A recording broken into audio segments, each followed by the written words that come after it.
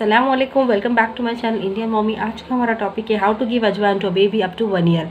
चलिए टॉपिक शुरू करते हैं। टॉपिक शुरू करने से पहले अगर आपने हमारा चैनल सब्सक्राइब नहीं किया तो प्लीज़ सब्सक्राइब करें और बेल आइकॉन को हिट करें ताकि हमारे सारे नोटिफिकेशंस आपको मिलते रहे।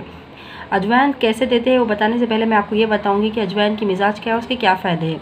अजवाइन की मिजाज सूखी और गर्म होती है। अजवाइन के फ़ायदे ये है कि वो आपकी इम्यूनिटी बूस्ट करता है, सर्दी खांसी से बचाता है और आपकी भूख को भी खोलता है।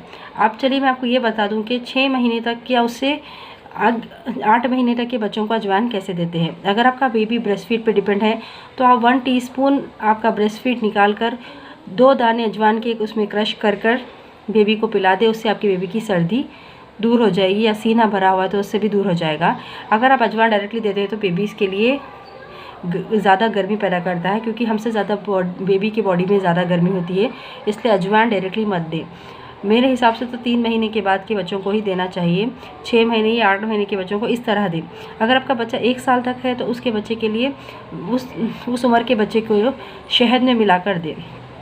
1 टीस्पून हनी शहद और 3 या 4 दाने अजवाइन के, उससे ज़्यादा नहीं, मिलाकर पिला दें। उसकी खांसी जल्द से जल्द दुरुस्त हो जाएगी।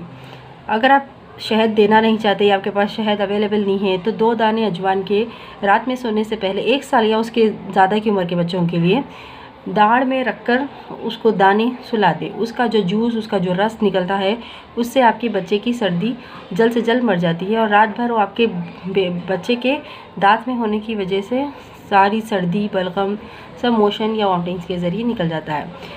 मेरी अगर वीडियो आपको पसंद आई या आपको फ़ायदेमंद है तो प्लीज़ लाइक करें, शेयर करें, कमेंट करें और मेरे चैनल को सब्सक्राइब करें। कमेंट करने से मुझे पता चलेगा कि मैंने यूज़फुल वीडियो बनाई भी है या नहीं, और आपको इससे फ़ायदा पहुंचा भी है या नहीं। इससे हमारा बॉन्ड भी पड़ेगा। Thank you for watching Indian mommy.